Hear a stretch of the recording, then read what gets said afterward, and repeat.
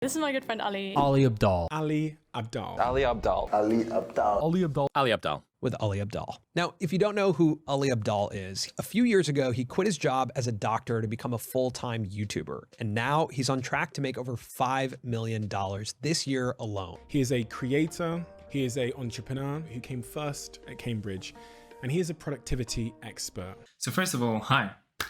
I spent hours watching Ali Abdaal's videos, and I think I spent double or triple that making this video, so I really hope you enjoy it. Okay, so before we start this video, let's make sure that we are all on the same page. So let's talk about some facts. Number one, we are all beginner YouTubers who have no background, no experience whatsoever, and we're starting this from scratch. Number two, if we don't have a game plan, then we have to find one.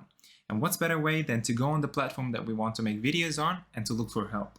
Number three, there are a ton of big content creators on that platform who make a ton of videos. Don't let that overwhelm you, but we have to find one. We have to select one and try to analyze them one by one and to see how we can also grow as a channel. Number four, we find this big content creator called Ali Abdaal who has millions of subscribers and hundreds of videos. He's already established on the platform, and he's also making videos showing us how he would do it after the knowledge he's gained and the experience he's gained if he had to redo YouTube all over again. Okay, now that we've established some points together, I would like to talk about some conclusions that I've discovered throughout the process of making this video. And I would like to go over them really quick. Number one, this guy has around 800 videos about productivity alone. Number two, this guy treats YouTube as a business model, as a franchise, and has a complete team working with him.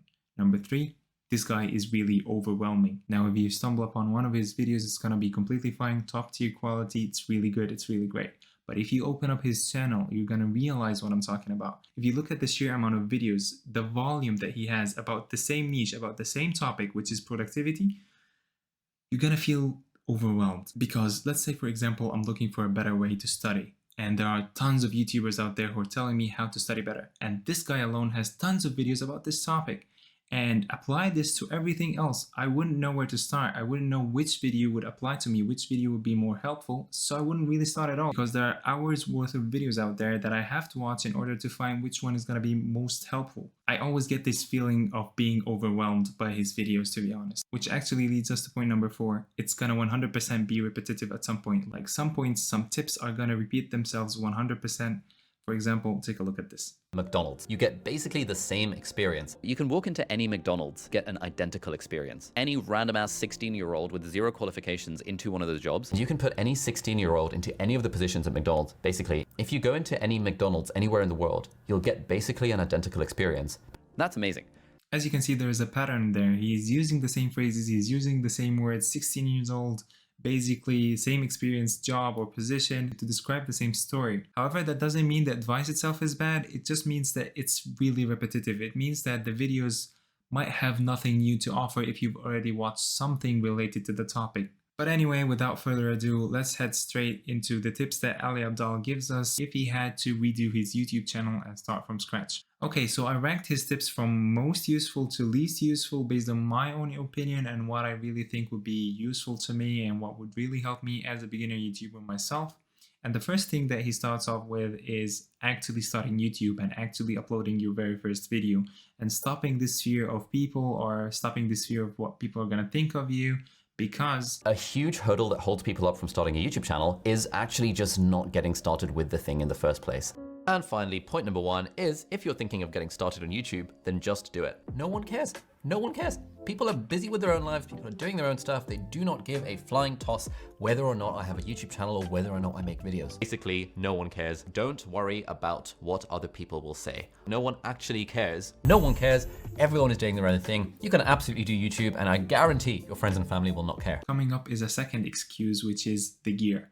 I don't have the gear. I don't have devices that I would need to make a YouTube channel or to make videos, because actually, then at point number 9, we have gear doesn't matter at the start. Gear doesn't really matter. Literally anyone in the world with access to a phone and an internet connection can learn the skills needed to be a YouTuber. Okay, now that you've heard him, he also talked about my own biggest excuse and my own problem with YouTube and starting a YouTube channel that kept me from doing this for so many years, which is actually finding a niche. Number 4 is don't really worry about what your niche is. It's totally okay for your niche to emerge over time. I don't give a toss what my niche is at this point because all I'm trying to do is get better at the craft of making videos. And so Ali makes a really good example. I find it actually one of the best examples on YouTube, which is the approaches that people could take to start a YouTube channel or to start making YouTube videos, which is being an archaeologist or being an architect. Being an architect and being an archaeologist. Vast majority of people that I would recommend should start by being an archaeologist. If you don't yet know how to make videos, it doesn't matter what you're trying to make videos about. Your niche is irrelevant. Focus on making the videos, digging like an archaeologist, and over time, as you get better at making videos, you will then start to figure out what works in terms of how you feel about making certain types of content, and also what seems to be resonating with the audience. Anyway, as he said, you shouldn't really be worrying about your niche at the beginning because you should only be focusing on making videos, making better videos, and just figuring out what you like doing and what you don't like doing over time. Because there are so many YouTubers out there that actually start making content and making videos, and then after time they realize that the niche that they've selected isn't much for them and they don't want to keep making videos about this topic or about this niche that they've selected. And it's completely normal, it's completely fine to take your time, figure out your niche, figure out what you like doing and what you want to make videos about. However, not selecting a niche is not the same as not having value. So your videos still have to have some kind of value in them to make people actually want to watch them, and not just because, for example, your friends or family who want to support you are watching your videos because they want to show you their support, because they want to encourage you to keep going and encourage you on making videos. But if your videos don't have real value in them, no one is actually going to watch, which is... Why would someone watch my videos rather than the other videos on this topic? Whether it's entertainment or education or inspiration, there's always value that people want to get from your videos, otherwise they wouldn't watch them. And so that answers the question of why should someone watch my videos? Videos on YouTube are not actually free. People are paying for watching your videos. They're just not paying with their cash, they are paying with their time and attention, and those are two currencies that are even more valuable than money. And so when you're new to YouTube and you make a video and it doesn't get any views and you think, oh, the algorithm doesn't like me, it's not that the algorithm doesn't like you, it's that your video is not worth watching. People have not decided to click on that video, people have not decided to watch it because it has not provided them with any value. And these days, increasingly, people have so many choices of how they can spend their time on the internet. The thing they want to do is they want value. Whether that's value in the form of entertainment or education or inspiration, it needs to have some kind of value. And if there is no value in the video, then people will not watch the video. And if people are not watching the video, the algorithm will recognize that no one's watching it and is therefore not going to recommend it. Okay, so there's also one last thing that caught my attention, which is patience and consistency. You have to be patient and you have to be consistent in order to succeed on YouTube. Patience, and it's about faith. It's about patience that it takes a long time for this stuff to see results. And it's about faith that if you do the right things and show up consistently, that eventually the results will come. Point number 3, be patient and be consistent. Those are really the only two things that you need for success on YouTube. You need consistency and you need patience. Consistency in publishing at least one video a week, and patience in that not worrying about the fact that you're not going to get any traction for a large amount of time. And after we've heard all of these points, I have categorized parts of the videos into 3 categories. The first category is actually starting YouTube and starting making videos. The second category is how your videos are going to look like. And the third category is what Ali thinks is an advice or is a good tip, but I actually disagree with. No one's going to watch the first several videos anyway. You have to start off by being bad, and over time, by being bad repeatedly, you will eventually be good at making videos. Your videos will start to add value, you'll start to figure out what your niche is, and then when people give up their time and attention to watch your videos, it will actually be worth it for them, and now the algorithm is going to start recommending you, and then your channel will grow, and then at some point you'll become a millionaire, and then life will be all great. We're heading now to the second category, which is working on the videos themselves. So right now we're in the second category of actually making better videos, actually improving your craft, grabbing the attention of the people, keeping their attention and providing some sort of value to them and some sort of value in your videos. So the first thing we have to focus on is actually grabbing their attention, which is with the help of thumbnail. The title and thumbnail. Title and thumbnail, titles and thumbnails. The importance of titles and thumbnails and idea generation and concept. No one is ever going to watch your video unless they click on your video, but unless the packaging for it is sufficiently intriguing for the target audience that you're aiming for, no one is going to click on that video. And if no one clicks on the video, they don't even have an opportunity to watch it. So after watching his video, I realized the importance of thumbnails and titles and things like that. It kind of clicked with me because I understand the fact that they are really important, because the first thing people actually see in the video is the thumbnail and the title of that video. And these two things aren't actually the only two important things. There's also the importance of the first 30 seconds. When it comes to the content, I think the hook plus the structure is the main thing. So for the hook, it would be the first 30 seconds. And for the structure, it would be the sort of rough 3-part structure of video. So as you can see, there are many hidden things behind a good YouTube video, and it's not just the thumbnail, the title, the first 30 seconds, which is the hook or the structure of the video. There are also stuff like titles and thumbnails and filming and talking to a camera and like structuring your stuff and storytelling and being reasonable at public speaking if you're going to show your face, and then being reasonable at research and writing and animation if you're not going to show your face, and then actually editing, which takes absolutely ages, and understanding analytics. There are so many skills around what it takes to be an effective YouTuber. Again, in this model, we're starting completely from scratch. I don't know any of these skills. I don't know how to talk to a camera, don't know how to edit a video, so I need to spend these next 7 videos actively trying to improve the craft of making videos. But then what can I do that no one else can do? What can I offer that no one else is offering? And what can I talk about that I don't really think someone else is talking about? An unfair advantage is something that would be very difficult or impossible for someone else to replicate. Unfair or competitive advantages. Unfair advantage in that space. Unfair advantages. Unfair advantage. Unfair advantage. Success equals work multiplied by luck multiplied by unfair advantages. Then again, in one of his videos, Ali talked about hard work and how he doesn't see that as an unfair advantage, which is something that I completely disagree with. So hard work is not an unfair advantage. Hard work is a totally fair advantage. It's like everyone can compete on the realm of hard work. But an unfair advantage is something that's a little unfair. Something that would be very difficult for someone else to actually take as their own advantage. How can you not count hard work as an unfair advantage? Hard work, in my opinion, will always be an unfair advantage. In my opinion, people who work hard enough are always going to topple those who don't. People who keep working on something that they're proud of. People who keep working on their craft. People who keep working on making better videos, or working on the things that they enjoy, or working on the things that they want to work on, and not being restless, not stopping, always being consistent, always being dedicated, and going through all the hardship and withstanding all the hardships and going through all of that. And once you start getting better, once people start seeing that there's improvement and start calling it talent and not dedication and consistency, then you cannot call it even. Then you cannot call it a fair advantage. And then you cannot call it, okay, then anyone could have done that. No, the thing is, not anyone could have done that. Not anyone is ready to put in the effort and put in the time to make better videos, to work on themselves, to work on the confidence, to work on the skills that they have to acquire and the things that they have to learn in order to make better videos on, or in order to make anything better that they want to work on, or anything better that they want to get better at. So that, in my opinion, will always be an unfair advantage. I cannot agree with the fact that he said, no, it's not an unfair advantage, because basically anyone can do the same work that you're doing, which is something that is not true. Else we would have seen everyone on the top.